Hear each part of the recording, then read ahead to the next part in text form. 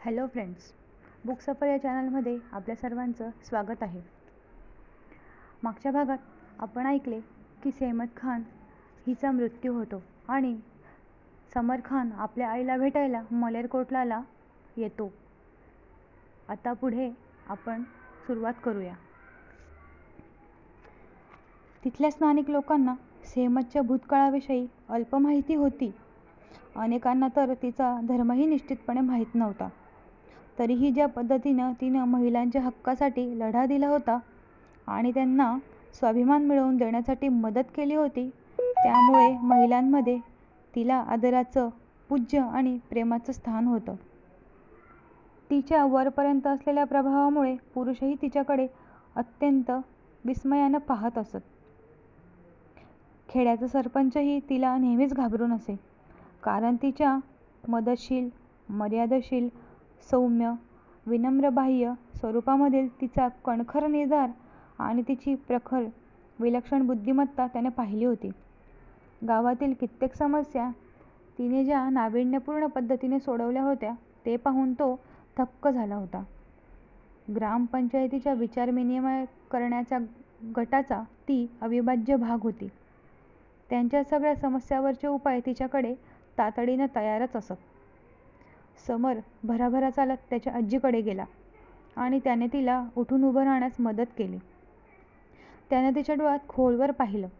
त्याला माहीत होतं की तिचं मन अनेक भावनांना भरून आलं होतं आणि त्या सगळ्या भडाभडा व्यक्त करण्यासाठी ते फक्त योग्य क्षणाची वाट पाहत होती. ती काहीच बोलली नाही.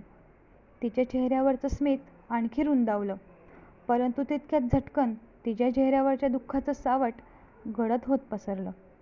वेदनांनी व्याकुळलेल्या डोळ्यातून हिमलोट झाल्याप्रमाणे भावनांचा महापूर वाहू लागला. समरला या सगळ्याचा अंदाज होताच. त्याने तिला झटकन आपल्या बळकट हातांनी सावरलं आणि मिठीत घेतलं. तिचं डोकं त्याच्या छातीवर टेकलं होतं. सेहमतला अखेरचं पाहिल्यापासून पहिल्यांदाच ती अशी मोडून पडल्यासारखी ढसाढसा रडत होती. आपल्या आजीचं सांत्वन करण्यासाठी समरकडे बोलण्यासारखं किंवा करण्यासारखं फारसं काही नव्हतंच.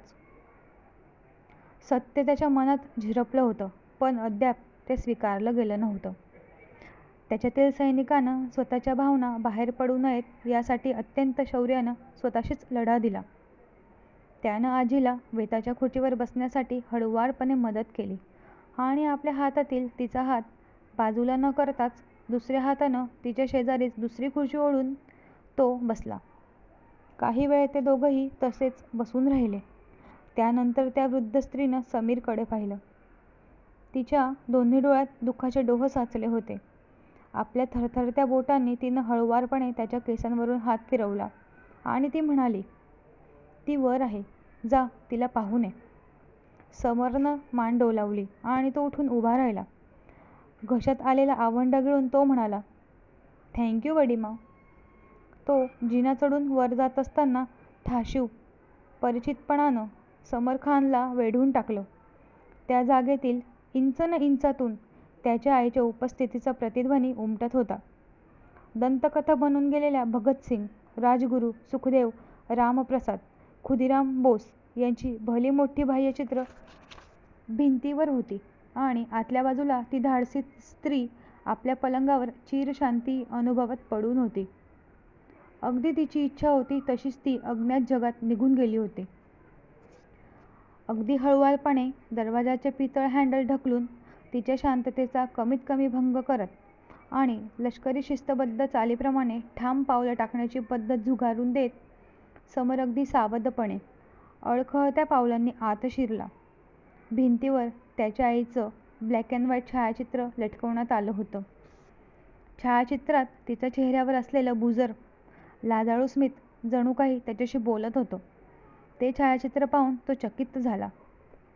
ज्या पलंगावरून समोरच्या बाजूला असलेली हिरवळ दिसत असे, त्या पलंगावर सेहमत सहज पडून राहिल्यासारखी दिसत होती. राष्ट्रध्वजाची सावली पडत असली तरी ती खोली हवेशीर आणि खुली होती. फडफडणाऱ्या राष्ट्रध्वजाचं प्रतिबिंब तिच्या चेहऱ्यावरच्या भयान प्रसन्नतेवर पडलं होतं. ती आता कधीही डोळे उघडणार नव्हती आणि कधीही त्याला जवळ घेण्यासाठी आपले हात पुढे करणार नव्हती. हे समरच्या चटकन लक्षात आलं. तिच्या अंगावर चादर होती आणि डोक्याभोवती शिफॉनचा दुपट्टा गुंडाळलेला होता. त्या दुपट्ट्याचा पोत, मुलायम स्पर्श नेहमीच त्याच्या हृदयावर आणि मनावर कायमचाच कोरला गेला होता. तिच्या आवडत्या चंदनी उदबत्त्यांची धुराची नाजूक वलय भल्या मोठ्या खिडक्यांच्या दिशेनं जात होती. सूर्यप्रकाशानं अगदी औदर्यानं तिच्या खोलीत प्रवेश केला होता आणि त्यामुळे तिचं निर्जीव शरीर आणि चेहरा उजळून निघाला होता. सेहमत खाननं आपल्या खाजगी जागेत फक्त आपल्या अत्यंत प्रियजनांनाच येऊ दिलं होतं आणि या प्रिय गोष्टी होत्या तिचे देव आणि तिचा मुलगा. अल्लाह, गणेश, कृष्ण, जिजस आणि वाहेगुरु हे सगळे तिच्या पूजेच्या पवित्र जागी एकत्रित आले होते. दुसऱ्या भिंतीवर वाढत्या वयातील समीरची विविध चित्रं होती. मुस्लिम, हिंदू, ख्रिश्चन आणि शीख या धर्माचं प्रतिनिधित्व करणाऱ्या त्या पवित्र धातूच्या मूर्तीवरून उदबत्तीचा धूर ढगांच्या आकाराची वलय तयार करत निघाल्याचं समरनं पाहिलं. सगळ्या देवांना आणि परमात्म्यांना एक जाड लाकडी चौथऱ्यावर ठेवण्यात आलं होतं. त्यावर मोठ्या कॅपिटल अक्षरात एक संदेश कोरण्यात आला होता. एक ओंकार म्हणजे देव एकच आहे. त्याला पहिल्यांदा लष्करी पोशाखात पाहिल्यानंतर त्याच्या आईला किती आनंद झाला होता हे त्याला आठवलं. या युनिफॉर्मचा आदर राख बाळा, त्याच्या खांद्यावरून हात फिरवत तिने म्हटलं होतं. नव्यानं नियुक्त झालेल्या अधिकाऱ्याच्या युनिफॉर्मवरच्या धातूच्या स्टार्सच्या स्पर्शाचा तिला आनंद होत होता. मग तुझा आत्मा तुझा आदर राखेल. जोखमी पत्करण्यास कधीच घाबरू नकोस. तुझ्या राष्ट्राविषयी तुझी काही कर्तव्ये आहेत आणि काही वेळा त्या बदल्यात तुला मिळणाऱ्या क्षुद्र भौतिक वेतनाच्या तराजूत ती कर्तव्य तू कधीच तोलता कामा नये. आपल्या देशासाठी जगणं आणि मरणं आणि या संदर्भातील आपल्या वाट्याचं काम आपण केलं आहे हे माहीत असणं यासारखं दुसरं कोणतंही मोठं बक्षीस नाही. आपल्या डोक्यावरची कॅप काढून ती डाव्या बगलेत धरत कॅप्टन समर खाननं अटेन्शनमध्ये आपल्या टाचांचा आवाज केला. भारताच्या त्या उपेक्षित नायिकेसाठी प्रार्थना करत असताना त्याच्या घट्ट मिटलेल्या डोळ्यातून अश्रू ओघळले. सेहमतनं त्याच्याकडून कदाचित जी अपेक्षा बाळगली तसाच तो अगदी अभिमानानं उभा राहिला. आपला उजवा हात वर घेऊन त्यानं तिला छान सॅल्यूट ठोकला. त्यानंतर आपल्या आईच्या कपाळाला हळुवारपणे स्पर्श करत तो पुटपुटला, होय अम्मी, मी ते करेन, मी तसंच करेन. तो हळूहळू खोलीतून बाहेर पडला. त्यावेळी त्याचे ते शब्द खोलीत तसंच रेंगाळत राहिले होते. जिन्याचा कठडा धरून आणि तिथं लावलेल्या अनेक शूरवीर नायकांची छायाचित्रं पाहत त्याला शक्य होतं तितक्या हळुवारपणे प्रत्येक लाकडी पायरीवरून तो खाली उतरला. तो खाली आल्यानंतर त्याच्या मनात एक विचित्र भावना निर्माण झाली. जणू काही त्या सगळ्या फ्रेम्समधून सेहमत त्याच्याकडे पाहून स्मित करत होती आणि त्याला आशीर्वाद देत होती. तो मुख्य दरवाजातून बाहेर पडला आणि त्यानं हिरवळीकडे पाहिलं. आता तिथं ग्रामस्थांची गर्दी होत होती. आपल्या तारणहार आणि मार्गदर्शक स्त्रीच्या प्रकृतीविषयी विचारण्यासाठी ते आले होते. त्याला पाहताच सगळेजण धावतच त्याच्याकडे आले. त्यांच्यापैकी बहुतेकांना समर वैयक्तिकरित्या ओळखत होता.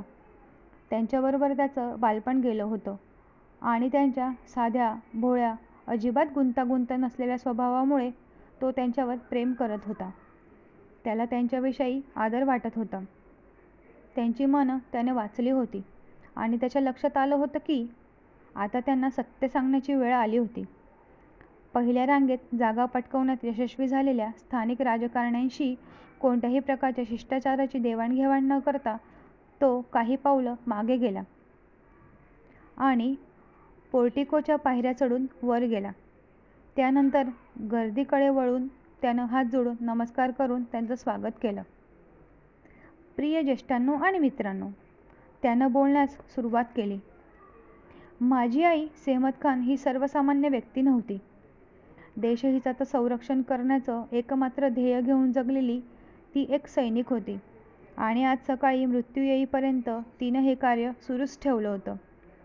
समरनं जेमतेम आपलं बोलणं संपवलं असेल नसेल तोच हवेत एक हुंदक्यांचे आणि उशशांचे आवाज भरून राहिले.